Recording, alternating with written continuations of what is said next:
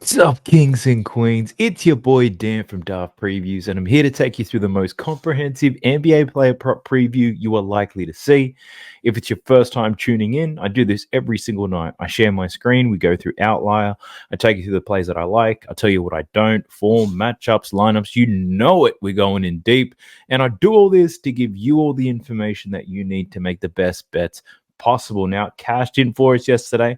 I personally made 8.3 units profit on all the picks that I provided. Fortunately, we fell one leg short of our BAP, which is our parlay. It was plus 818 odds, and Kristaps Porzingis saved one of his worst performances of the year for the day where we happened to bet on him. But very close there, but we got home on a lot of our single bets. Let's talk through it. Adebayo cashed over 18.5 points. We had Kevin Love over 3.5 rebounds. Sam Hauser to make 2 3-pointers made. Herb Jones, we climbed the ladder. 2, 3, and 4 3-pointers made for Herb Jones. Trey Murphy under in his rebounds and assists. Brandon Ingram under 3.5 turnovers was a sweat. 3 turnovers in the first quarter. Thankfully, didn't get another one throughout the rest of the game. And we also had Larry Nance over 5.5 boards. A couple of close losses. Al Horford was half a point short. Josh Giddey was playing in garbage time and managed to go over his PRA, so that kind of hurt the soul a little bit. And Nikola Jovic, one of our value plays, was looking great. We had him for 12.5 points and 5 rebounds. Finished on 11, and he didn't get any run time in the fourth quarter. So that was a little bit disappointing, but a winning day nonetheless. 8.3 units. Before we jump into the preview, I'll remind you, watch party tomorrow or Friday night for those in the US, Saturday morning. For those of you here in Australia, Mavs versus Clippers. I've got Josh from Land Your Bets. He's going to be joining me on the stage. A lot of his viewers. He's going to be sharing that link with them. I'm going to share it with you guys. Jump in. It's going to be a great watch party. Ride some bets with us. Should be a whole lot of fun. Now, let's get into the preview, shall we? Let's go. So we're kicking things off with the Cleveland Cavaliers versus the Orlando Magic. In terms of lineups, everybody seems available to play. Well, everyone who would play is going to play. Orlando, 2-point favorites now at home. They're down 0-2 in the series. The total points line continues to drop. 198.5 points is the total points line. So another scrappy, gritty, low-scoring affair coming. I'm sure both of these teams very good defensively, and they've only turned it up another notch so far. It's been difficult to bet these games. Not going to lie. I've struggled in the Cavs versus Orlando Magic game so far, but I think I've seen enough, and I think I've got a pretty good angle on a few bets, and I have some in mind, but I'll take you through all the key players anyway, show you what their matchups look like, form lines, and things like that to hopefully help you out. Let's get things started with Jared Allen, right at the top of my list. Now, his points line is 15.5. He's cashed in 8 of his last 10 games. He's been great. So far this series, 16 points in both of the games against the Orlando Magic. If we look at the head-to-head data, he's cashed this line in 4 out of his last 8 games. So last 2 games more specifically, 35 and 38 minutes. He's taking 10 shots, took 10 games, shooting 60% from the field, been an absolute beast. Now, he's scoring 16 in both. The line's at 15.5. They're on the road now. Based on what we're seeing, the line's probably just exactly where it needs to be, right? I don't see a particular edge here. I don't see a reason why Jared Allen goes over this. So, yeah, I'm not comfortable taking the points prop, but, you might be. The hit rate is pretty good, but he could be a good contender for whenever BAPs, right? 10-plus points. He's hit in his last 10 games. He's hit in 6 out of his last 8 games against the Magic. So 10 points for Jared Allen. That could be something we screw around with for the BAP, but taking his points line in this one, I'm not overly cool with that one. But one that I most likely will take, and I think a lot of people would too, is this rebound prop. Now, you can see his last 2 games, pretty much the playoffs, 18 and 20 boards. So 38 rebounds in the 2 games, which is unbelievable. He's only cashed this in 3 of his last 10. And in head-to-head matchups against Orlando, it's just been those 2 games in the playoffs where he's been dominant as hell. Now, I've done some research to try to find out why this is happening. So there's a few reasons. His rebound chances are through the roof. Both teams defending quite well. So field goal percentages are quite poor in this series. I don't see why that changes. So with a poor field goal percentage, more rebound opportunities for Jared Allen and everybody else. But why is Jared Allen getting so many rebounds? Well, I've looked at some film, and the main reason why he's getting so many opportunities, 1, the Magic can't really stretch the floor with shooters with the bigs. 2, the Magic, they're not crashing the offensive glass. They're not crashing it at all. Everybody's running back on defense. So, and the Magic are doing that to ensure that the Cavaliers don't get any transition points. So, in order for the Magic to win, the game needs to be as disgusting and gritty as possible. So, they're trying to stop everything they possibly can in the transition and keeping it slow. And in turn, they're not crashing the offensive glass, which is why Jared Allen is getting so many rebounds. It's also why Max Strus is getting so many rebounds. So, bit of a spoiler. I am going to bet Max Strus rebounds for that reason, and I'll most likely bet Jared Allen's rebounds as well. But yeah, that's what's happening on that end. The rebound does look good, unless I can find another reason not to take it. But let's have a look at his assist prop. It's 2.5. He's cashed this in 2 out of his last 8, 1 out of 2 in the game so far this series. In his last 10 games, 6 of his last 10. Yeah, I think, look, the line's probably spot on, 2.5.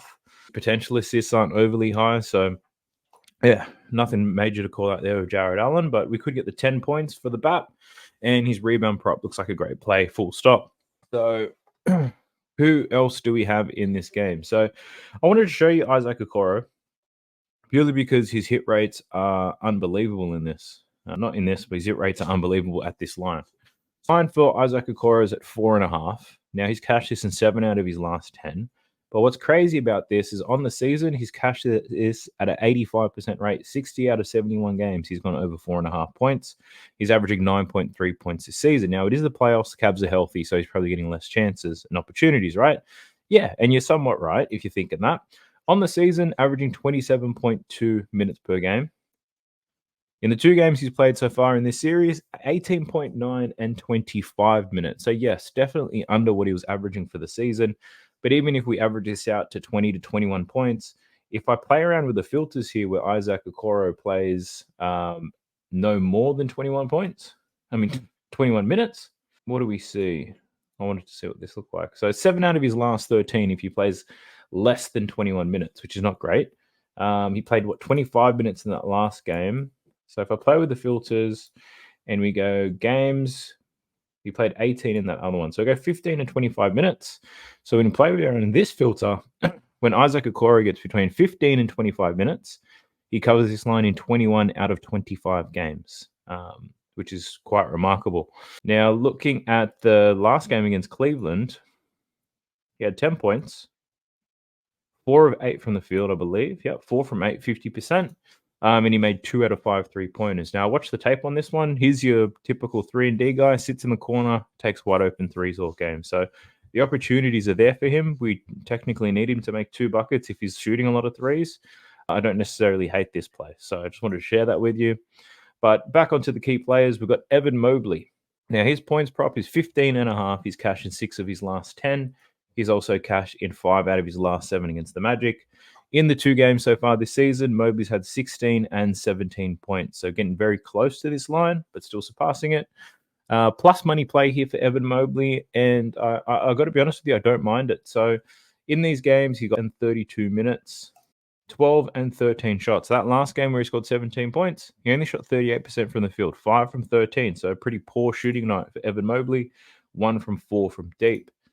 He did get to the free throw line, though, 6 from 9. But from the field, not his best showing. So I still think there's more opportunity for him to improve. He can get better when it comes to scoring, given the volume, the opportunities. The other thing I do like about this play for Evan Mobley is that he scores, I think, 2 points more on the road compared to being at home or something like that. I'm just going to double check those numbers. But I know that he does perform better on the road than he does at home. First home game, away game here against the Orlando Magic.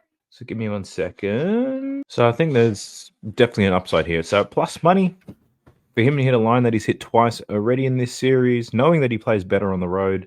I don't think the Mobley points play is such a bad one. So it's got that. I've got that down as one of my leans at the moment, and I'll be a little bit further. Looking at his assist prop, the line's at 2.5. He's cashing 5 of his last 10. He's gone under this line in both games so far against Orlando, though, 2 and 1 assists.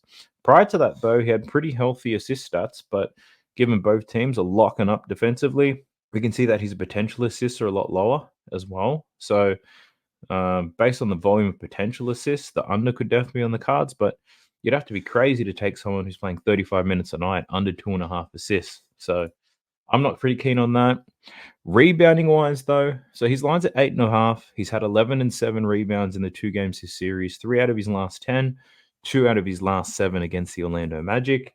Now, I did say that the Orlando Magic are not crashing the offensive boards, which means there's uncontested defensive rebounds there. But for Evan Mobley, he's the primary defender on Paolo Banchero. So as the primary defender, he's often not in the right position to get rebounds, is what I would say. And I really noticed this when I started to look at Jared Allen and Max Strus, how they got a lot of their rebounds. And when I was watching that, so it was a lot of Evan Mobley defending Banchero creating or taking a shot, missing, and then the other guys getting the board. So he's not in position with those rebounds. I'm going to have a look at NBA.com real quick, and I'll share my screen with you so you can see what I see. This is Evan Mobley playing defense.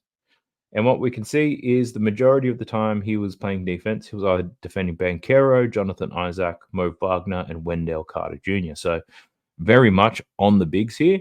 He was the primary defender on Paolo Banchero, which kind of took him out of position to get those boards. Whereas if we look at someone like Jared Allen is defending Jonathan Isaac, who doesn't take too many shots, similar to Wendell Carter Jr. Mo Wagner, he can be aggressive in limited time though. But he did the two guys he spent the most time on, they're not creating a lot of shots. They're kind of just sitting in the short corner, sitting in the corner, waiting for their opportunity. So Jared Allen spending a lot of time on the weak side, very easy rebounds for him. So for Evan Mobley, not particularly keen on his rebounds, to be honest. But yeah, the points prop I like. The assist prop, I'm not too attached to it though. So who else have we got in this game? Let's talk about Donovan Mitchell. So D Mitch, 25.5 points is his line. He's cashed in 3 of his last 10 and 4 of his last 8 against the Magic. In the 2 games this series, he has scored 30 and 23 points. In that last game wherein he scored 23 points, he started the game on fire. Once again, he started both games off very strong. And then the second half, they really started to clamp him up and slow him down. So last 2 games playing 36 minutes, 21 and 22 attempts, 52% in the first game, 41% in the second. He was 2 from 10 from deep in that last game. So they managed to slow him down somewhat. So I don't have a play here on his. I'll probably lean to the under, but I'm not overly attached to betting his points line. If I look at NBA.com to see who's defending Donovan Mitchell, we can see that Gary Harris was the primary defender. Spent almost 8 minutes defending Donovan Mitchell. Almost 8 minutes Gary Harris spent on defending him. And whilst Gary Harris defended him, Donovan Mitchell scored 4 points. He was 2 from 5. Franz also spent some time on him. Donovan Mitchell shot 0 from 4.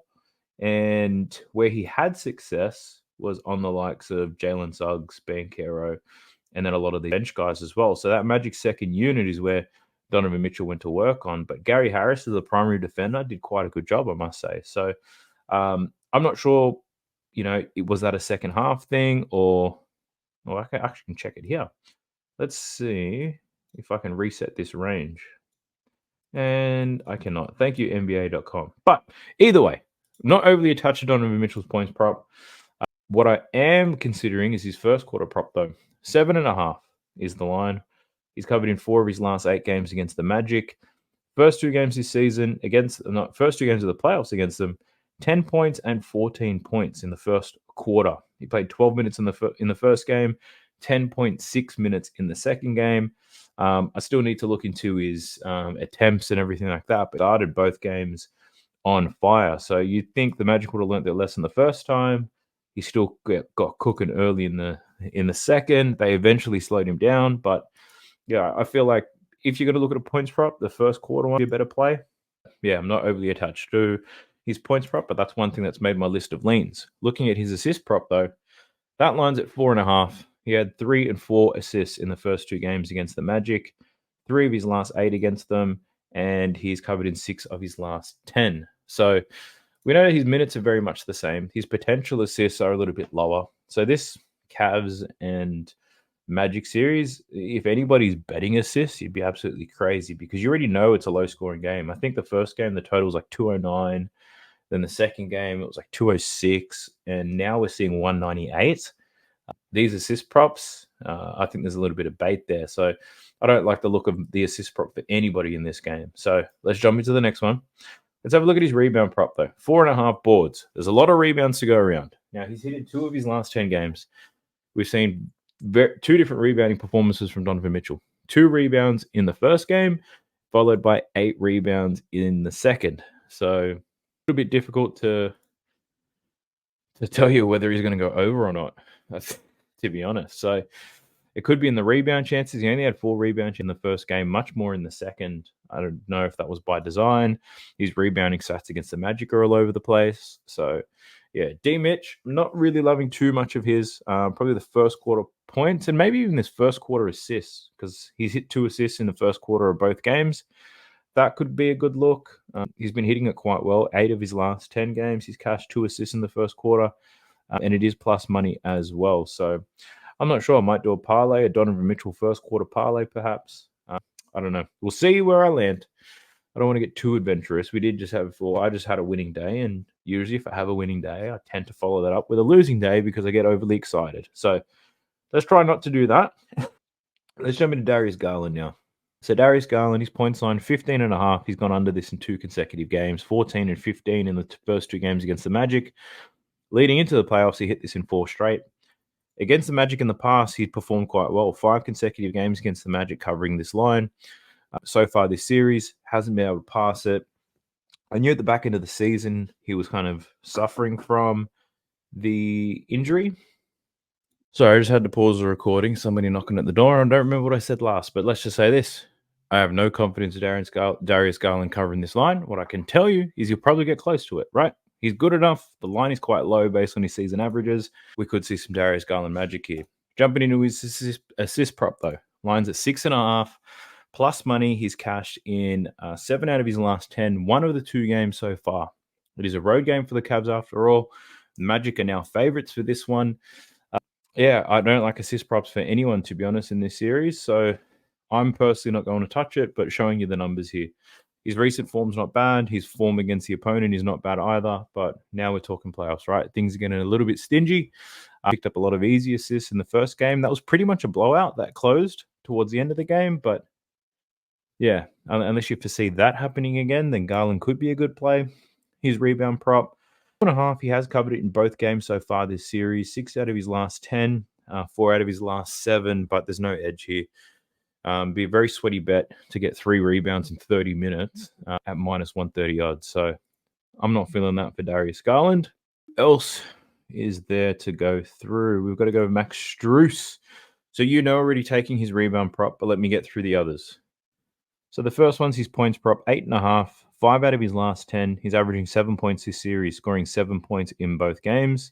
In head-to-head matchups against the Magic this year, he's covered in 3 out of the 6. So he showed some potential, covering in 3 of the 4 regular season games. In the playoffs, hasn't made it happen. Minutes are looking good, definitely higher than his season averages. His attempts slightly down. 8.5 is what his average is. He's averaging just under 8 in this series. So the biggest drop-off that we're seeing is the field goal percentage, 38%, followed by 29%. He's working hard defensively. Teams are very good defensive as well, probably impacting his ability to score. So I don't love the points prop here. He's perfectly capable of doing it, but he's shooting 20% from deep. He's 2 out of his last 10 shots from 3 in this series. So not loving the points prop, even though he's more than capable of hitting it.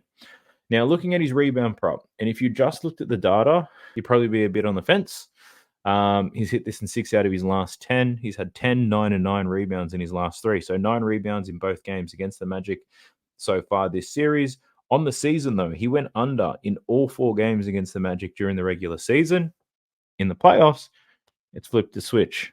He's had very strong rebounding games. And after what I looked at in the tape, yeah, it's the Magic. They're just not crashing the offensive glass. All of them are getting back, looking to limit transition points. So Max Strus getting some not very easy. Some of them are contested, but for the most part, pretty simple rebounds here for Max Strus. So, yeah, I like the over. I'm even probably going to play him for 8+, put half a unit on that. But be sure to check out the pinned comment, and you'll be able to see what I'm on. Now, I'm showing you this because a lot of people have been betting Max Strus rebounds plus assists.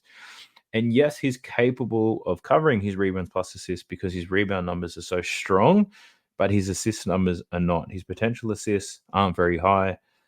The shooting from both teams is not great. So the ratio for the assist to potential assist ratio is actually a little bit lower than what it normally would be. So yeah, I think rebounds is the way to go here. You can play it safe going with rebounds in this.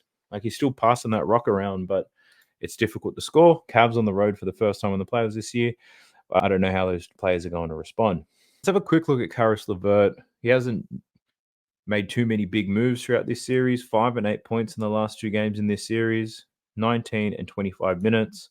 He's taking 8 and 7 shots. So similar to Struess, shot attempts are down. His field goal percentage is down as well. So, I'd take this type of bet on a player after 2 games in the playoff series if the field goal attempts were there, but the percentage was the only thing missing, which meant, hopefully there's a regress to the mean or the law of averages, how some people say. But Karis LeVert taking less shots and shooting a lower percentage as well. Looking at his assist prop, 2.5, he's gone under in both games too. So like I said, the assist numbers for most players in this matchup are dog shit. So I would encourage anybody to take the assist numbers unless you find something that looks like an absolute steal. Now let's have a look at the Orlando Magic. So Paolo Banchero, we'll start with him, head honcho in the land of Orlando. What do we have? So his points line's at 23.5. He's covered in 5 out of his last 10, and against Cleveland, 3 out of his last 9. So far this series, 24 and 21 points in the 2 games on the road in Cleveland. What's he done? Playing 40 plus minutes a night, 17 and 20 shot attempts in those 2 games, struggling from 3, and not getting to the free throw line very much at all. If I look at the matchup data or who's defending him, let me share this with you. So what we can see here is that Paolo Banchero, he gets a lot of Evan Mobley and Bang Bang Niang defend him. This is in the last game. And what we saw with Evan Mobley as the primary defender, he shot 2 from 7 from the field. He had 2 turnovers. He only scored 4 points in that time. So Mobley doing a wonderful job. Against Niang, he shot 3 from 6, scored 7 points in that time frame, but also had 2 turnovers. And he also saw some Isaac Okoro defending him. So when they go small. So yeah, there's nothing major to call out here. It probably is what you would think it to be. This just really confirms why Evan Mobley's not getting a lot of rebounds, because he does spend a lot of time in Banchero. And even though in the 4 minutes Evan Mobley was defending Banchero shot the ball 7 times, right? So the chances of Evan Mobley getting those boards are unlikely. So yeah, that's Banchero's points. I was considering taking the under in his points plus assists because both of those things happened in the first 2 games of this series. But my concern is it's the first game in Orlando, and I think a lot of people are expecting the Magic to be better. Does that mean Banchero scores more? Does that mean his teammates shoot better from his passes, leading to more assists? That I'm a little bit on the fence about. So I want to watch how game 3 goes. If we see the same type of bullshit, then everything's kind of clear in my mind on how I need to bet this series. But if it completely flips and the Magic do improve in some other ways, then we're going to have to change our script around. So that's my thoughts on his points. Looking at his assists, it's 5.5.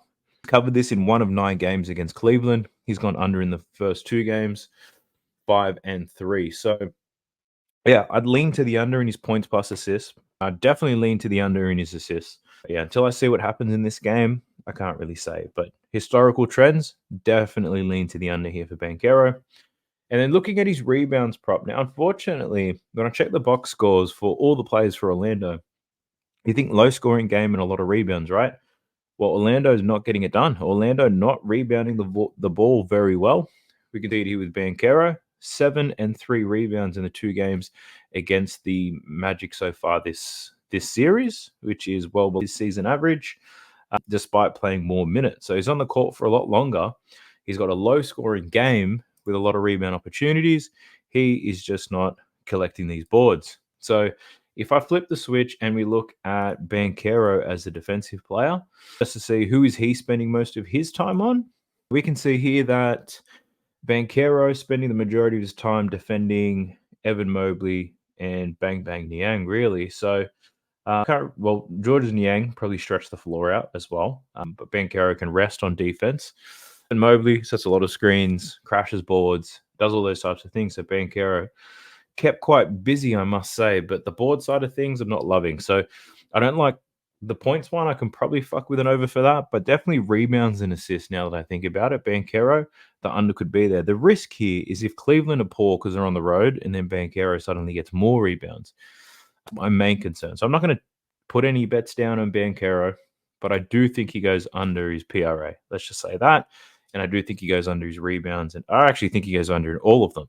But I want to be a little bit cautious and wait to see how this game goes before I make any picks on Banchero. Then have Franz, similar to Banchero, struggling a bit offensively despite the extra minutes. So he's played over 37 minutes in both games this series, in points in both of those games. 7 for 15 and then 5 for 17. So shot very poorly in that last game. He actually started the game really well, but he missed a lot of his shots towards the end of the game. From deep, 2 from 6 and 2 from 4 in those two games, and he had a little bit of free throw action, so getting to the line. If we look at the head-to-head matchup, he's now gone under in 8 consecutive games against the Cleveland Cavaliers. It's his first home game in the playoffs. He's going to have extra minutes, crowd pumping.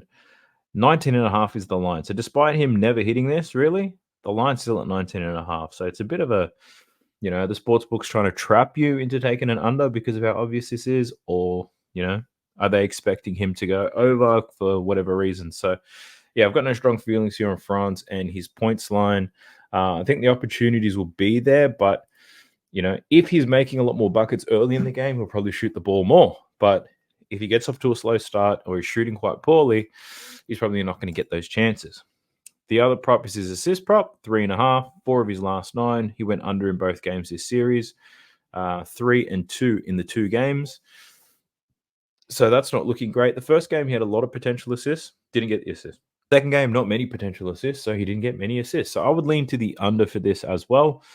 But again, Orlando at home, I don't know what's going to happen. His rebound line is 5.5. He has covered his rebound line well in both games against Cleveland. 7 rebounds in both of those games, which is pretty interesting. If I take a look at who Franz had spent the majority of his time defending, what do we see? So Franz spent a lot of his time on Max Strus. So Max Strus tends to sit out on the corner in the wings. They're actually defending each other, which is a nice matchup. But yeah, Franz somewhat minimizing Max Strus, doing a good job defensively on him. He's doing a great job on Donovan Mitchell too. But yeah, Franz, how he's getting these rebounds, I haven't watched the tape on it, but this is definitely one thing I'm going to look at.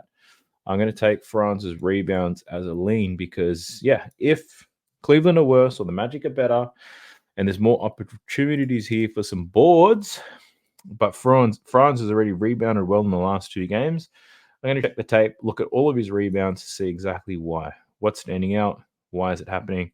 I'm not a big fan of these odds though, minus 135, but we'll see. We'll see what we can find. All right. Who else do we have? There's not too many players really for this Orlando team that I'm diving into, I've got to tell you. But Mo Wagner could be one. Now, I bet Mo Wagner both of the first 2 games to go over his points line. He did cover in both quite easily. His points line is now moved to 9.5, though. I think it was like 5.5 initially, then 7.5 in the second game. Now it's at 9.5. So he scored 10 and 12 points. His form against the Cavs is pretty strong. 6 out of his last 9, 4 consecutive games covering this line. That last game, he got to see 20 minutes. He even got fouled out. So he could have seen more than 20 minutes in that game if he hadn't fouled out. A lot more 13 minutes he saw in the first game. So Franz, I do like his points prop, but I'm thinking how often can we keep taking it? The line keeps moving up. Looking at his attempts, 8 field goals attempts in both games. He did shoot 63% in that last game, which is slightly higher than his average over his last 10.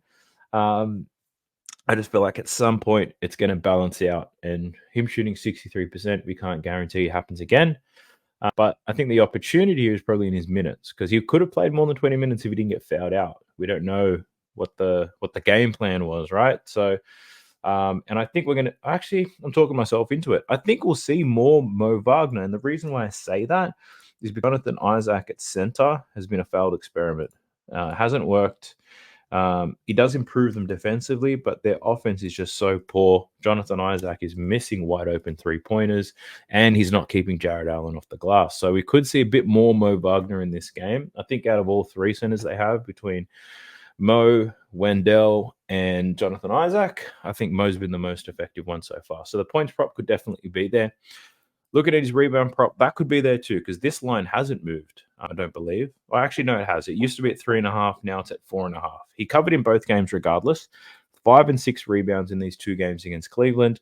We're getting 4.5 at plus money as well. So I might look to take Mo. I might even take the over on both and put him in a parlay. I'm not too sure. But yeah, 5 and 6 rebounds. We spoke about his minutes. He could get more than 20 minutes if he doesn't get fouled out, of course. But yeah, I don't hate this for Mo, to be honest. So I'll take a closer look at the rebounds line. And if you see me take it, then just assume that I liked what I see. We jump into the next game. Just a quick look at Jalen Suggs. He got injured in game 2, but then he's all good to come back for this one. So game 1, he scored 13 points. His line's at 12.5. Scored 9 points in the second game. 29 minutes. He only took 5 attempts. So he went from shooting 16 times down to 5 times, which is pretty crazy. I think we see somewhere about 8 to 10, to be honest. Like, this is too erratic as a big change.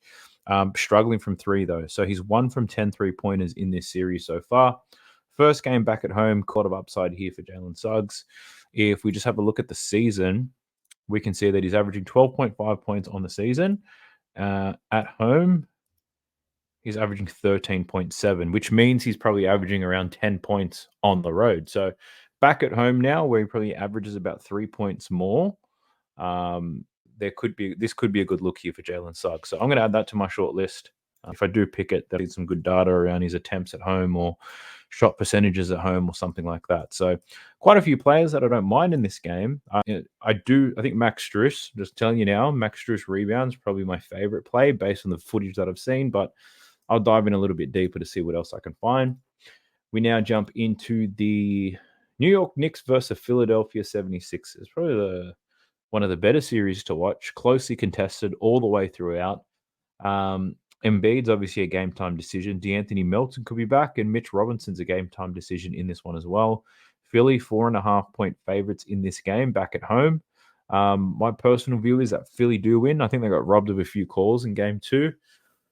Philadelphia were quite good. Now they're back at home. I think that really sways things, and the sports books are probably of the same mindset here. 4.5-point favorites for Philly. I think the question on everybody's mind is Joel Embiid, and how does everything like that go?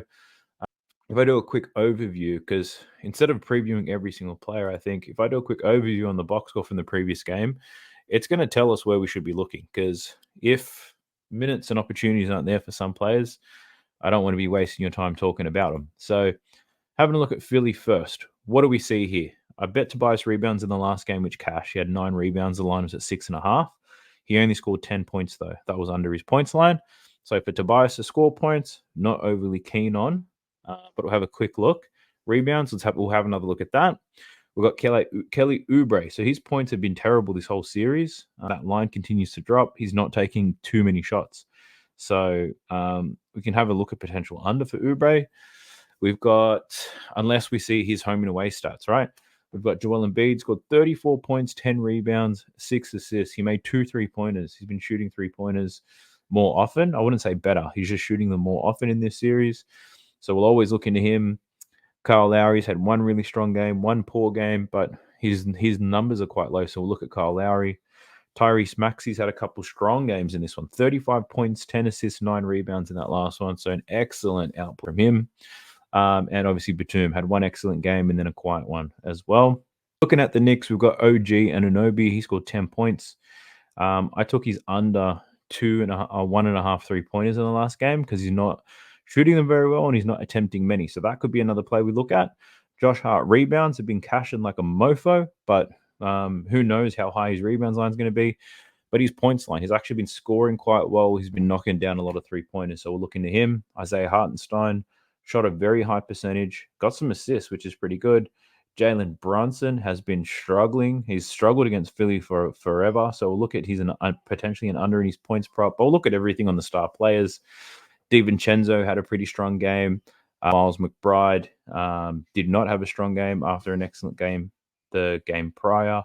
And Bogdanovic, he went under his lines as well. So, yeah, just having a quick look at the box score to kind of lead me so we're not spending way too much time on the wrong players. But let's jump into it. Let's get cooking. We'll start with Kelly Oubre. Now, he's covered this points line really well on the season. He's covered it well against the New York Knicks. He actually covered it in the first game. So last game was a very poor showing from him. He only got 25 minutes after playing 38 in the first game. He attempted 7 shots in both games, though. So shot attempts not there for Kelly Oubre in this series, by the looks of it.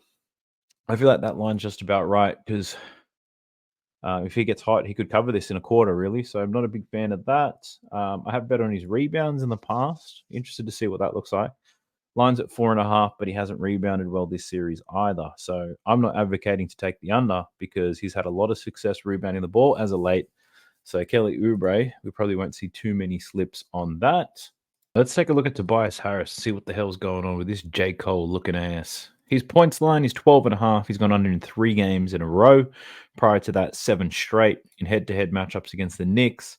He's covered in 2 out of his last 10. He's gone under against the Knicks in 7 consecutive games, which is pretty wild. Played 41 minutes in the last game. Only attempted 11 shots, though. 4 from 11, 2 from 5 from deep, and hasn't gotten to the free throw line very well. So looking at his volume, probably lean to the under as well, to be honest, for Tobias Harris. So that could make a feature in a value play because I'll most likely like the over in his boards, depending what that line is. Could see an under in his points, over in his rebounds. We could take a look at that, but not loving the points prop here for Tobias Harris. If we look at his rebound line, it's at 7.5 now. So this was at 6.5 in the last game. He's had some pretty strong rebounding games against the Knicks. In this particular game, you can assume that the 76ers play better defensively. The Knicks certain players continue to struggle, and then Tobias Harris could ultimately eat these boards. So it's worked so far in this series, and now this is a game where I feel you probably lean to the 76ers a bit more. So points, rebounds, and assists should come a little bit easier. So I don't mind the over here for Tobias Harris. I'll put that on my short list. I'll investigate that, take a look at rebound chances and all that type of shit. But hopefully he gets the minutes, though. That's one thing that's on my mind. But yeah, I don't hate that for Tobias Harris. His rebounds. Who else do we have? We got Tyrese Maxey. Then we'll get to Joel Embiid. So Tyrese Maxey. His points line, 26.5. He scored 30-plus points in both games against the Knicks this series, 33 and 35. In head-to-head matchups, he's covered in 6 of his last 8 now. He scored 30-plus points in 4 of those games. So this playoff series has been excellent. 43 and 44 minutes, 26 and 22 field goal attempts, shooting over 50% in both games. Looking at his 3-pointers, 3 from 9 and then 5 from 11. And he's also got into the line as well. So Tyrese Maxey's points line has moved up a little bit, but at home, how do we not take him here given the form? Let's just have a quick look at his season record. So 26 points per game he averaged for the year. At home, Tyrese Maxey saw a slight decrease at 25.9. So it's a very marginal difference. Whether he's home or away, it hasn't made too much of a difference. So we know that he kills it against the Knicks. He's killed it in this playoff series. Joel Embiid's probably not 100%, so Tyrese Maxey's probably going to be aggressive AF. So, yeah, the points prop just makes too much sense for me right now. I'm just checking the matchup data, actually. Look at the offensive players for Tyrese Maxey. We'll see who was defending him and how did he perform. So, let me just share that screen with you. So, Tyrese Maxey, in that last game, he had their best defender on him. OG Anunoby and Miles McBride spent the most Tyrese Maxey, and they did a pretty good job. When OG was defending Tyrese only shot the ball twice. Had 2 points, 5 points, 3 assists in that time that OG was defending him. And when Miles McBride defended him, he shot 2 from 3 and scored 4 points. Where he did a lot of his damage is when the switches came.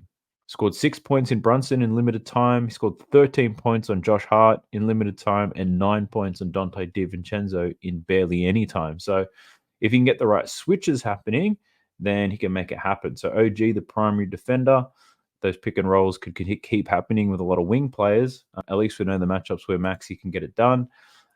So look, I don't think there's more the Knicks can do defensively to slow him down. They're already putting their best defenders on Maxey in attempts to slow him down. Do they stop switching? That could be one option. But at the same time, the Knicks won both games, right? So they probably don't have to change too much.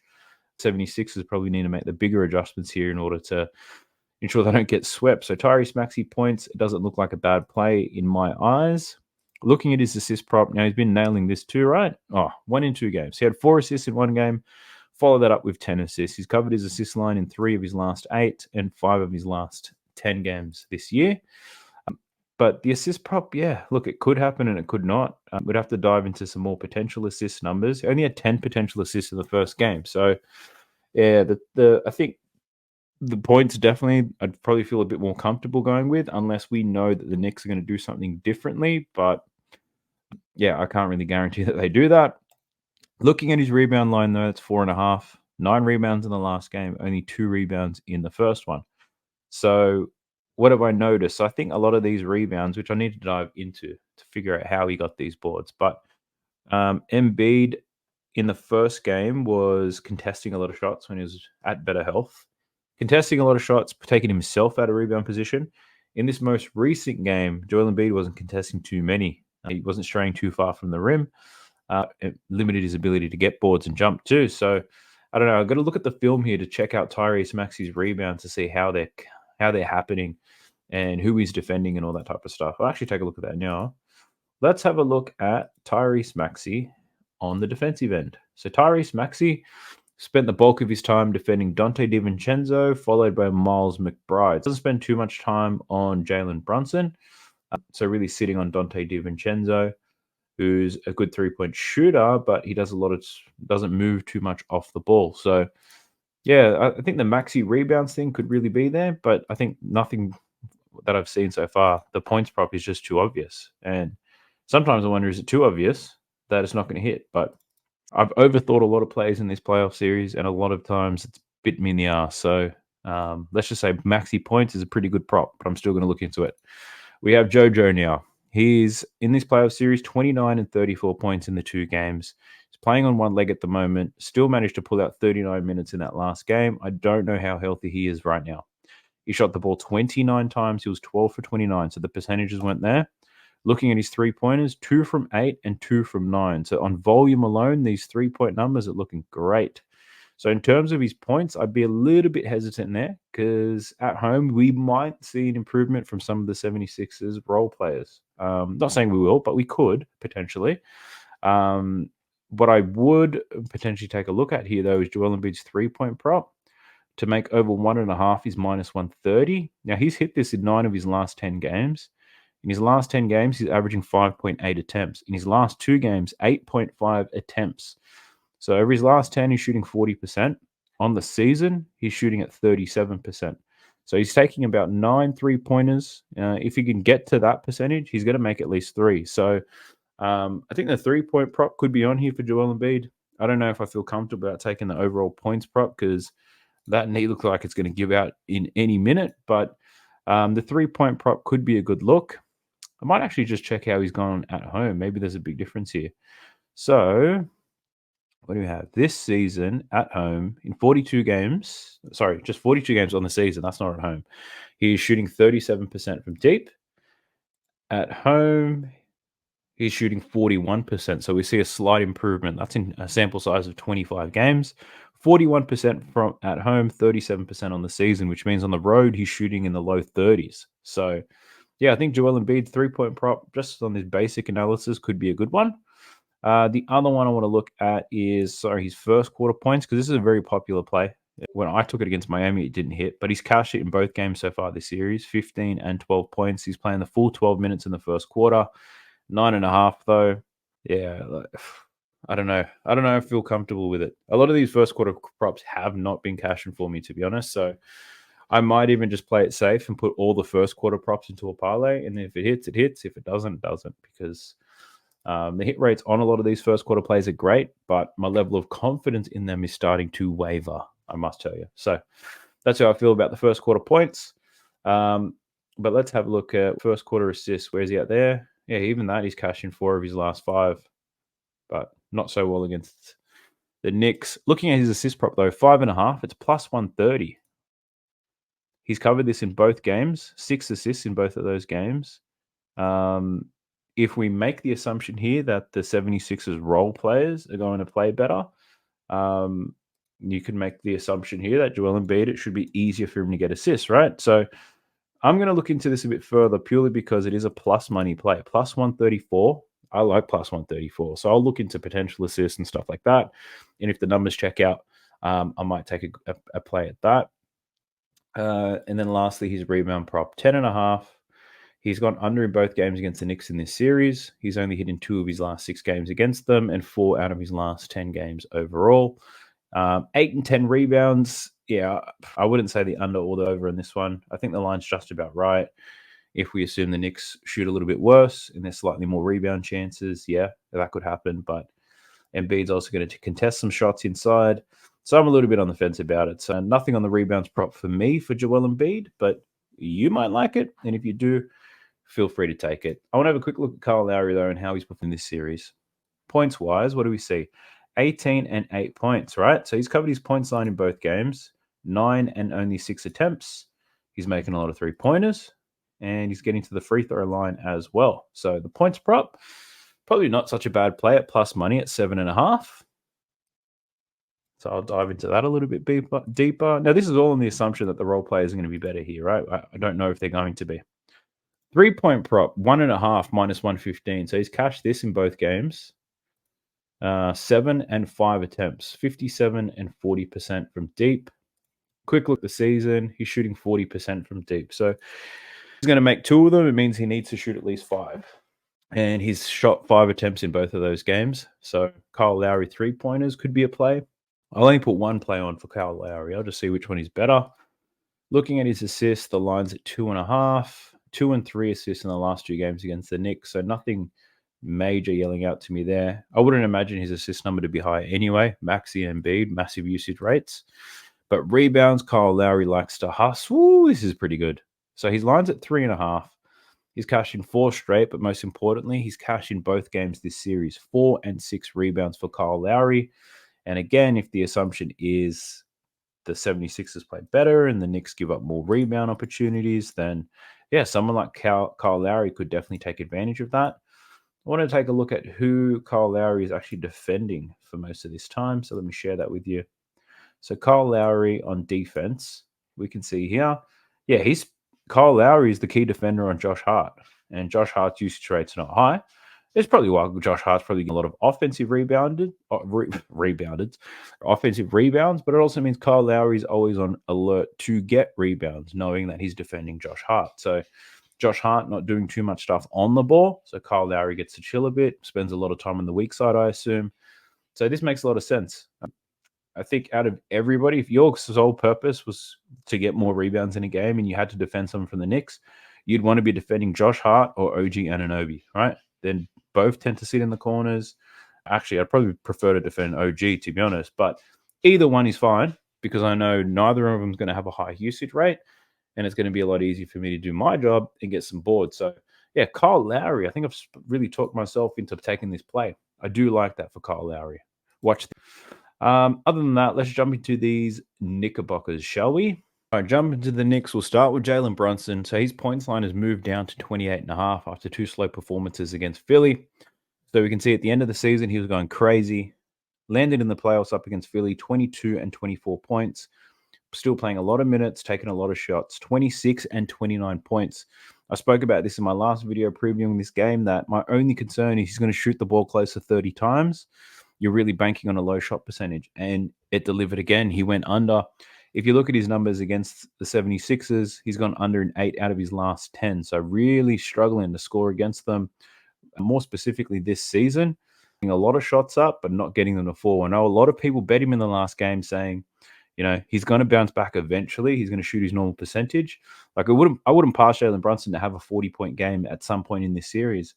I just don't know when it's going to be. I think the smart play here might be to just take Jalen Brunson for 40 points each game and just put a little bit on it because he's bound to hit it eventually with this volume of shots. But I, for one, am not comfortable taking that points prop. Looking at his assist prop, though, 6.5 is the line. He's cashed in 1 of 2 games against Philly, 8 of his last 10. Looking at all of his games against Philly, great assist numbers. 8 out of his last 10 games against the 76ers, he's gone over his assist line. This is a road game, so out of curiosity, I want to check out his numbers this season. So averaging 6.7 assists this season. On the road, he's averaging 6.2. So his assist numbers do drop a little bit on the road. On the road against Philly, what has he done? 7, 9, 2, and 12. These 2 games of this season, 2 assists and 12 assists. Now, this is a game, this last game where he got 12 assists, the Knicks won by 14 points. Philly favorites in this game, so you can only assume that Philly get the win, the Knicks lose. So the assist might be so. Even though the numbers look good, if we factor in the games, well, the most likely game script, I would say, I'm not a big fan of the assist prop here, despite the good odds for Jalen Brunson. But yeah, I don't think it's a bad play. I'm just going to be playing it myself. Looking at his rebounds though, 4.5 is the line, and woo wee, Jalen Brunson's been rebounding well this series, 7 and 8 rebounds in the 2 games. So I don't hate that. In the past against Philly, it's been quite up and down. So I think the key thing to look at here, I'll watch the video back on Jalen Brunson's rebounds to see how they're happening, and I'll look at some rebound stats as well. But let's have a look at who's Jalen Brunson defending to allow so many threes. I mean, not to allow so many threes, to allow him to get so many boards. So I got Jalen Brunson. This is the last game. So he had 8 rebounds in that game. He spent a lot of time defending Kyle Lowry, right? He does a lot of off-the-ball stuff. And Nicholas Batum, who's also off-the-ball stuff. So a lot of weak side defenders are going to get a lot of rebounds here. So centers and weak side defenders typically get a lot of the rebounds. So Jalen Brunson not defending anybody really with a high usage rate. So it makes sense that he's going to be in opportunities to get some rebounds. So yeah, I'll be checking out Jalen Brunson's rebounds. Been rebounding quite well. We'll see if there's any value in taking that bet, but I don't hate that. So let's take a look at who else do we have in this damn team. We've got Josh Hart. So he's had 2 great scoring performances. His line's only at 13.5 points, 22 and 21 points in these last 2 games against Philly. He played 48 minutes in that last game, 42 the game prior. He shot the ball some times, which is more than the 12 times in the first game. So a lot of shots up here for Josh Hart. He's shooting extremely well from 3-point land, 4 from 8, and then he followed up with 4 from 7, which is pretty wild. So I did bet his over 3-point prop last time. I'm just going to double check who's defending Josh Hart and why is this happening. So having a look here, Josh Hart most of the time is defended by Kyle Lowry, followed by Tobias Harris. So yeah, Kyle Lowry not equipped to defend Josh Hart really, but if you look at where the points were coming from, he only scored 5 points on Kyle Lowry. He scored 8 points against Nicholas Batum and 6 points against Kelly Oubre, burying a lot of threes. He hit threes on all 3 of them, Lowry, Batum, and Oubre. So, yeah, I think I wouldn't put it past him to go over his points prop again, to be honest, if you can get the same level of volume. The Knicks won the first 2 games, and if you're the 76ers, what would you be looking to stop and what would you be looking to do differently, right? I think Josh Hart would probably be high up on the list. So that's one thing we need to factor in. You're already defending Jalen Brunson extremely well. Hartenstein shot a really high percentage, so it could be that. Or it could just be the shooters on the wings, right? McBride torched him in the first game. And in the second game, Dante DiVincenzo hit him with a couple daggers. So could they be doing something with those guys? Josh Hart, I don't know if they're too concerned about him. But let's have a look at Josh Hart's rebound line now. So I wonder what it's at. 12.5 rebounds for Josh Hart. So he had 13 and 15 rebounds in the last 2 games. I can't take that on the road. He might play 48 minutes in this game, but again, I'm projecting a bit more Philly and a little bit less for the Knicks players, right? So I don't think this is such an obvious pick. He's bound to go down on this eventually at some point. So I'll wait for that to happen and for the line to move. But 12.5 for Josh Hart, I don't think I can get there. I really can't do it. Looking at his assist line, 4.5. He's had 2 and 3 assists in the last 2 games. In those games, we played a lot of minutes. He's just not getting the usage rate and the opportunities. He's playing that corner man. He's the last person to touch the ball before that shot goes up in a lot of situations. So he's not necessarily creating and facilitating. So yeah, Josh Hart, I'd probably lean to the under on his assist prop. Minus 128. Josh Hart on the road against Philly. So yeah, I'll take a closer look at that one. But that's what my gut's telling me so far. Not touching his rebounds. We could look at the points, and under an assist is what I'm thinking here for Josh Hart. We then have OG Anunoby. So I'm not going to dive into all of his props too much. The main thing I wanted to look at was his 3-point prop because I'm looking at the under. So 11.5, he's gone under in both games where he scored 11 and 10 points, 31 and 36 minutes, attempting 10 shots in each game. So I think that's a little bit risky to take the under in his points. But if we look at his 3-point prop, it's 1.5, minus 120 for him to go under. He went under in both games against Philly, but prior to that, he was doing quite well. And if we look at his attempts, he's only attempting 3-pointers in each game. That would require him to shoot 66% based off this. So shoot 2 from 3 in order for us to lose this bet. And if we look at the season, OG Anunoby used to shoot on average 5.3 attempts, but in this playoffs, clearly not doing that. And he shoots 38% from the field, which from 3, which isn't the worst percentage out there, but at 38% on 3 shots, it's highly unlikely he's going to make 2. So that's one lean that I'm going to take into this game because it worked well for me last time, but the odds are a little bit sharper this time around. So it might be enough to persuade me away from it. We then have Dante DiVincenzo. His points line is 15.5. Scored 8 points in game 1. Followed that up with 19 against Phillies, cashing 3 out of his last 6. I don't know if you can put it together back-to-back games. He was 4 from 8 from deep in that last game. Only taking 10 shots, though, in these games. In both games, he only shot the ball times. He made 4 threes in one and 5 free throws to go with it. Now, he normally doesn't get to the line very much at all. Looking at his season data, 1.4 attempts per game at the free throw line. I feel like that 5 3-pointers made is a rare occurrence. Looking at his games, he's done it twice, gotten to the line that many times. So Dante DiVincenzo to get to the line, not favorable, and only 10 shot attempts. So that's not great either. And at 15.5, yeah, I'll have to look into it. I do lean to the under here, but I'm also trying to limit my bets to 2 to 3 a game. So I don't love this one to death, but I'm going to look into it anyway, just in case I might miss something. So that's DiVincenzo's points. What else looks good? Check the assists. 2 and 3, that's not interesting. Rebounds, 4.5 rebounds for Dante. He's gone under in both games against Philly, but he got very close in that last game. So I wouldn't be any unders for Dante. Let's have a look at Isaiah Hartenstein real quick. He had a great game in that last one, 14 points, I believe. Yep. His line's at 7.5. He scored 6, and then he scored 14. He's cashed this in 7 of his last 10. Against Philly, he's hit this 3 out of his last 10 games. But the last 2 games are the main things to look at. 17 minutes in the first game, then 30 minutes in the second game. So him and Mitch Robinson taking turns getting the bulk of the minutes. And I think that's the biggest risk looking at both of these guys. Isaiah Hartenstein, capable of getting points, capable of getting rebounds, but he just needs to get the minutes for it, right?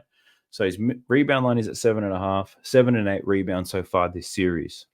But if we have a look at Mitch Robinson, I have a feeling we'll see the reverse, the opposite. So here's Mitch Robinson. His points line's at 4.5. He had 8 points in the first game, 1 point in the second game. He had 30 minutes the first time and then 17 minutes the second time. So, and if we look at his rebounds, line's at 6.5. He went from 12 rebounds down to 4. And I know this because Mitchell Robinson rebounds in the last game was a very popular pick because a lot of people saw he played 30 minutes in the first game. They projected him at 30 minutes for the second game, and that did not happen. So I'm not going to make any plays on Mitchell Robinson or Isaiah Hartenstein for that very reason. You don't know which player is going to get the bulk of the minutes. So that be a warning to you all. Other than that, I don't feel like there's any other value plays to really look through in this game. We've probably hit on all the key matchups. I do have quite a few leans that I need to get through. So let's jump into the next game. Looking at the Denver Nuggets versus the Los Angeles Lakers. And LeBron, AD, game time decision again, but they're going to play. Same type of bullshit. Denver leading 2-0 in this series. On the road against the Lakers, Denver minus 1 point favorites. The over and under is 215. Lakers heartbroken after that last game. Must be. They were well in front. LeBron had a wide open shot to win it and then absolutely flopped. So I haven't really had a chance to think about this game or look at anything about it, but I'm going to get the box score open from the last game. We'll take a look, take a high-level glance over things, see what was good, and then we can take a closer dive into those players. All right, so looking at the Lakers firstly. So LeBron, I bet on his over in points prop because I expected an increase in his shot attempts, and that happened. He shot 9 for 19, scored 26 points, 3 from 6 from deep, 8 rebounds, and 12 assists. So his assist line was only at 8.5, so really overachieved in that area. Rui, very quiet game from him. Anthony Davis, so he's had 2 strong games scoring the ball. I didn't bet his points prop in the last game because I was worried he couldn't put it together 2 games in a row, but he shot 73% from the field and scored 32 points again. So he was pretty strong there. He went under his rebounds line and under his assist line. Austin Reeves, I projected a strong scoring night. It didn't happen. He shot 4 from 11. He had 6 boards and only 2 assists. D'Lo bounced back really well. 7 3-pointers made, 23 points, 6 assists, and 3 rebounds. So he's managed to shake off the rust, I would say. And then all of the bench guys for the Lakers, not too relevant. So Lakers probably an easy game to preview because you only have to look at a few players because a lot of these guys stink. And looking at Denver, what do we have? We got Michael Porter Jr., another strong game. Covered his rebounds line again. Hit 6 3-pointers, scored 22 points. Aaron Gordon, 7 rebounds, 3 assists, and 14 points. Joker had a massive game, 27 points, 20 rebounds, and 10 assists. So he was a monster, and he's, it's hard to predict how the Joker's going to play. I've got to tell you, I don't bet on him too much because his lines are too high. Unpredictable. KCP, he shot 0 from 4 from deep, so we could see some improvement there. And Jamal Murray, he shot poorly from deep as well, 0 from 5. He was 9 for 24 overall, scored 20 points in that game, 5 assists and 3 boards. So I've bet Jamal Murray over 24.5 points already in the first 2 games, and they didn't deliver. He's shooting a lot. He's taken the most shots for the Nuggets by far, but he's just not getting the bucket. So I'm probably not going to bet him for this game, and he'll probably go over it. Like, that's just the way that betting works, but I've got to learn my lesson eventually, right? Off the bench, we saw Christian Braun in 12 minutes, went 5 from 8 and scored 10 points. So that's a pretty interesting one. So, yeah, Denver, very much like the Lakers, you really just have to go through their key players because a lot of the other guys don't get too much time or opportunity. So let's jump over to the other tab and start researching. So what do we have? I actually made a bet on Torian Prince to go over 5.5 points at one point in this series, I believe. But yeah, I'm not really feeling it right now. I got to tell you, what did he get in that last game? Torian Prince. Actually, it was the last game. He only took 3 shots, but he made 2 out of 3 3-pointers and covered his 6 points. I'm not going to bet that again because I was sweating my balls off. But let's look at the king, LeBron James. 25.5 points is his line. It is a plus money play, so I do like that. There's a chance here. Just saying, there's a chance. I'm not saying it will happen. But there's a chance here that the Lakers get a lot more calls than they already do. They get the most calls go their way in the NBA, and they've done that for years since LeBron got there. But he complained about refereeing after the last game, and chances are they bend the knee and LeBron gets a little bit more calls than he has been. So there could be a chance he takes a lot more free throws and gets things his way to also keep this series alive. Now, in no way am I the NBA is rigged, but people can be influenced, right? So LeBron to go over 25.5 points. He's done it in both games against the Nuggets so far this series, 27 and 26 points. In head-to-head matchups, he's done this in 7 out of his last 12. So I probably lean to the over for LeBron's points, but with not too much confidence, I would say. It is plus money, though, so it does have my interest. Not going to lie. But the 25.5 points, you can't ignore that. This guy's too good. I don't care how old he is. 25.5 points? Come on, man. I'll take a look at that. I don't love it, but I'll take a look. Looking at his assist numbers, though, the line is still at 8.5 despite getting 12 assists in that last game. So he's gone from 8 assists up to 12 assists, 40 minutes and 38 minutes played. So the opportunities are definitely going to be there. 7 of his last 12 games against Denver, and now he's at home. So out of curiosity, let's have a look at how he's gone at home. He's averaging 8.2 assists on the season. At home, 8.65. So we see a significant uplift in his assist rate when he's at home.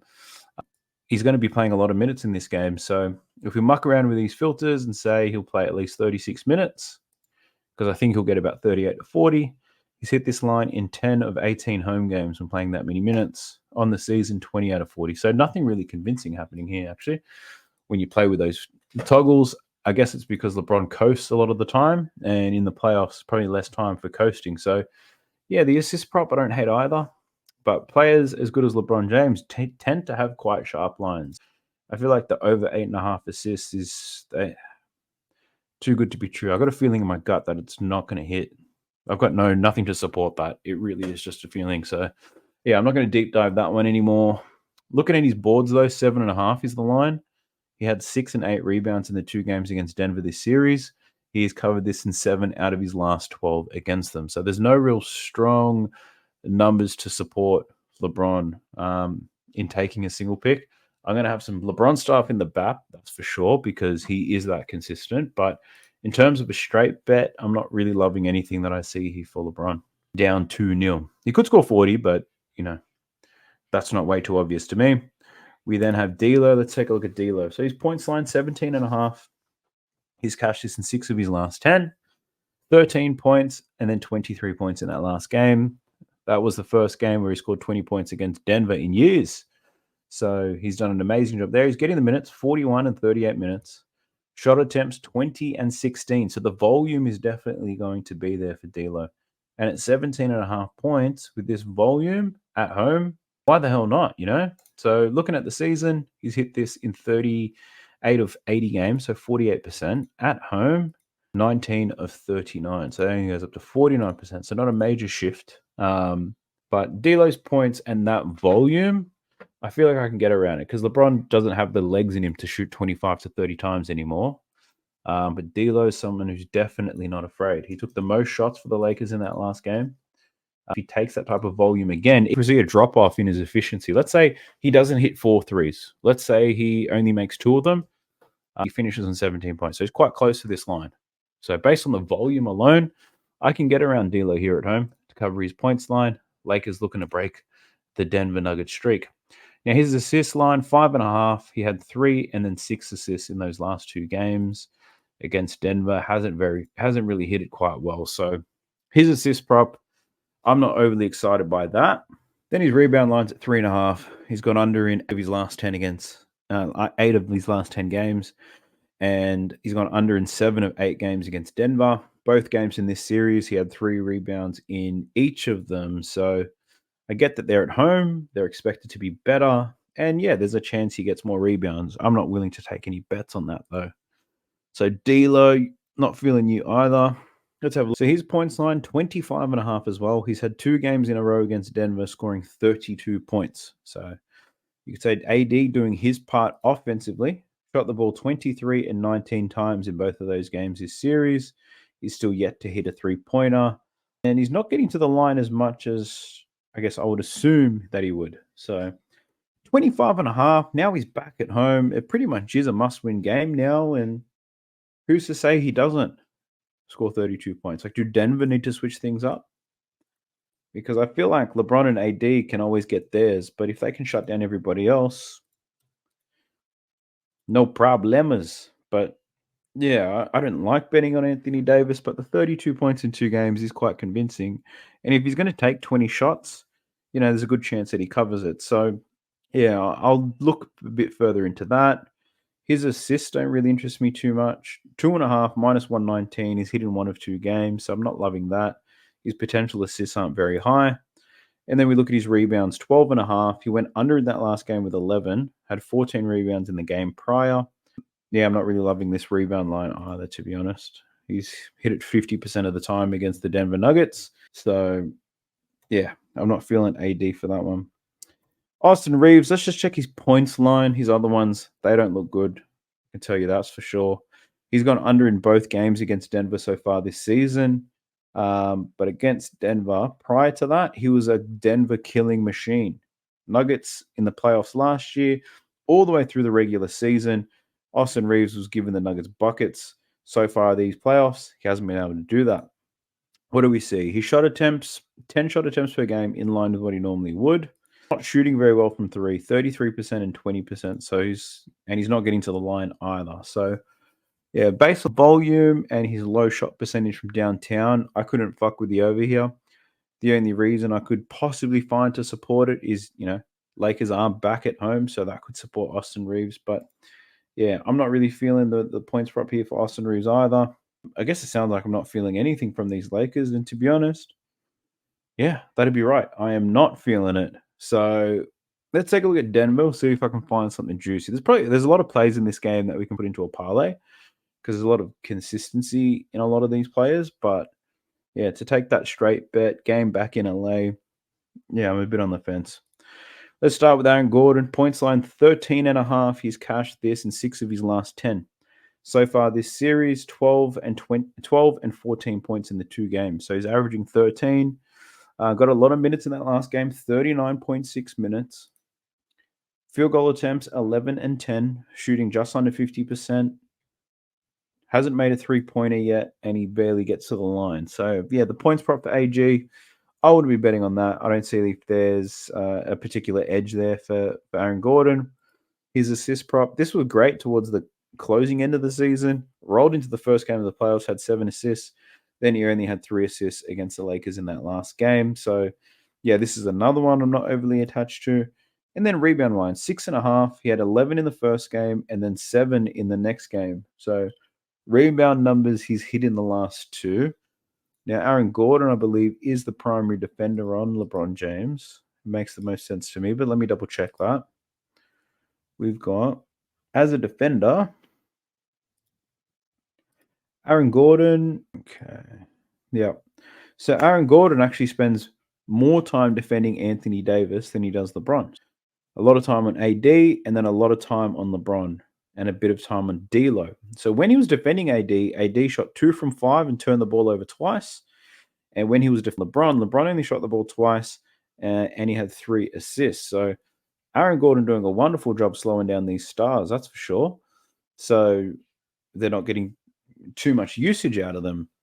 But if you're always defending the first and second best players, it might be difficult for someone like Aaron Gordon to get some rebounds.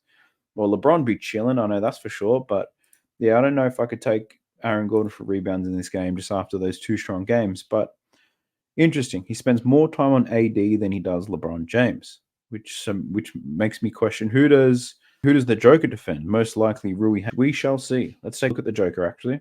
All right. So Nikola Jokic, his points line's at 27.5. He scored 32 and 27 points in the 2 games this series. Up against the Lakers in the past, he's cashed this line in 6 of his last 13. So pretty much a 50-50 hit there. Looking at these last 2 games, though, what do we see? 39 and 41 minutes. He took 23 shots in the first game and then only 16 in the second game. He made 1 3-pointer in the first game and then 2 in the second. In that most recent game, he got to the line 7 times, though. So his points prop at 27.5. Yeah, I'm a little bit hesitant to look at that. If I look at the playoffs last year, the games played in LA, though, the 2 games, he went 24 and 30. So there's no real consistent trend here for Nikola Jokic. 27.5 points, I don't think I could fuck with. It's a high line, and, if somebody else gets going, then he's not going to get his. It's as simple as that. But if we look at his assist numbers, 8.5's the line, 7 and 10 in the 2 games in this series. In head-to-head matchups, 8 out of his last 13 games against the Lakers, he's covered. So he did get 10 assists in that last one. It is a road game after all, so he's averaging 8.95 assists on the season. And on the road, 8.3. So he sees a slight reduction in his assist volume. So, yeah, I'm not sure if I could fuck around with 8.5 assists for Nikola Jokic. His rebound line's at 13.5, and I look at that, and all I think is I don't think I could take that. I understand he got 20 rebounds against the Lakers last time, but he also had 12 rebounds the first time. Head-to-head matchups, he's averaging 13.4 rebounds against the Lakers in 13 games, but he's only covered this line 5 times against the Lakers. So, yeah, Jokic, his lines are way too high for me to bet on in a game as important as this. So I'll have to pass on him. Let's have a look at KCP, though. So Kentavious Caldwell-Pope, his points line is at 9.5. He scored 6 points in the last game, 12 points prior to that. In head-to-head matchups, he's covered in 7 out of his last 11 against the Lakers. Now, he did shoot 0 for 4 in that last game. The game prior to that, he shot 4 from 10 from deep. So looking at his 3-pointers made, he makes an average of 2.4 3-pointers made against the Lakers on 5.4 attempts, 44% from deep. So I think there's a chance that Kentavious Caldwell-Pope could bounce back in this game against LA and ultimately make more 3-pointers. So that's what I would be hoping for. When I think about the way that the Lakers play defense, what are they good at and what are they bad at? They don't foul very much at all, which is good. They do happen to allow a lot of points in transition, though. They're a little bit old. They allow a lot of points off the handoff as well. pick and roll ball handlers. They're not the best at defending spot up shooters either. So yeah, I think for Contavious Caldwell Pope, I think he can get some threes. I'm just wondering, what's the better play here? Is it 9.5 points, knowing that he shoots a lot of threes? So what did he do? In the first game, 11 shots, 10 of them were threes. The second game, he had 7 shots, and 4 of them were threes. So if we look at his 3-point line, it is 1.5, but it's pretty juiced, minus 142. But he does have a much higher hit rate. He's hit this in 73% of games against the Lakers, and on the season, he's hit in 51% of them. So yeah, I'm not loving that for KCP. If the odds were, minus 120, 110, I'd be all over it. But yeah, pretty juiced for KCP on his 3-point prop. We then have Michael Porter Jr. His points line, 17.5. He's covered this in both games against the Lakers this series, 19 and 22 points, 37 and 38 minutes, 15 and 13 attempts. From deep, 7 and 10 attempts, making 3 and 6. So MPJ is shooting quite well, but he does go on the road here. So on the road, I'm probably a little bit cautious, but he's also cashed this line in 4 straight games. So his last 2 games played in LA, 27 and 25 points for Michael Porter Jr. So he's done extremely well. I might have to take a closer look at that points prop. So let me take note of that. So that I think that one's not such a bad play. If you want to look at who's doing all the defending here for Michael Porter Jr., if you're curious. All right. So Michael Porter Jr. is being defended by Rui Hachimura for the majority of the time. When Rui was defending MPJ shot 4 for 5 from the field, 4 from deep, and scored 11 points when defended by Rui. And then after that, he gets defended by Taurean Prince. So the problem here I guess the good thing here is that the primary defender that the Lakers choose to defend Michael Porter Jr. just happens to be the player that he cooks. What you don't want to see is that the primary defender has a lot of success and MPJ has to rely on mismatches and switches in order to get his buckets. In this one, it's pretty straight up. Rui's got to defend him, and Rui's not doing a great job of that so far. So, yeah, his points prop, I don't hate. So I'll have a closer look into that. Now, the next one is his rebound prop. 7.5 plus money, and I like that. So he's covered in both games this series, 8 and 9 rebounds for Michael Porter Jr., plus money play as well, so that's pretty good. Against the Lakers, he's now cashed in 7 consecutive games. So give me a piece of that. I wonder what's going on there. So I do like the rebound prop there for MPJ. I bet this in the first game, and I had it as part of a parlay in the second game, but yeah, straight bets, Michael Porter Jr. to get boards. Hell yeah, why not? I think that's a good look. And lastly, we've got Jamal Murray. So his line's dropped to 23.5. Now it's dropped 1 point. He scored 22 and 20 points in this series against the Lakers. Prior to this series, he had done a great job scoring on them, but so far in this series, he can't get it done. He's shooting the ball a lot, 24 attempts in both games. He's just shooting 38% from the field. Hasn't had a lot of success from downtown, and he's not getting to the free throw line very much at all. So chances are, the law of averages, he picks it back up and starts scoring a lot better, but I don't think I could take it. He's hurt my feelings twice already. I'm not ready for that type of pain. Looking at his assists, he had 10 assists in the first game and then 5 assists in the second. I'm not overly keen on that, to be honest, because Jokic at any point can decide that he's going to be the main distributor on offense, and he'll steal a lot of these assists. So Jamal Murray assists, I don't think I can take that. Sorry about it, but rebounds. Line's at 4.5. 6 rebounds in the first game, and then only 3 in the second game. So it's very tough to get a read on Jamal Murray, to be honest. 4.5. It's a little all too inconsistent for me, I got to tell you. But I think after this game, depending how this particular game goes, I could have some really strong reads leading into the next one. I think the biggest shift is playing into a different city. Now they're on the road now. How are these players going to adapt?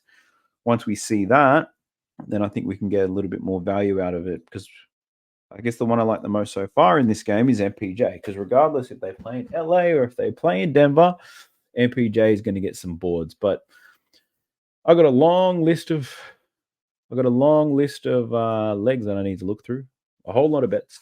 So as always, I'll deep dive these. I'll share them as a pinned comment. It should be done an hour after the video is uploaded, hopefully. Don't ask me where the pinned comment is and where the picks are, because that doesn't speed things up. But still, in most videos, somebody's always asking. I encourage you to do your own research. And if you want to do your own research, jump onto Outlier, free 7-day free trial in the video description below. So check that out. Also sign up to Playback TV. It's free. We've got the watch party for the Mavs vs Clippers games. I'll catch you guys in the next one. Peace. Sub to the channel cause your boy's getting busy. Coming to your line from the west side of Sydney. We've got the free picks and the juice and the daily. It's all free, you don't even have to pay me.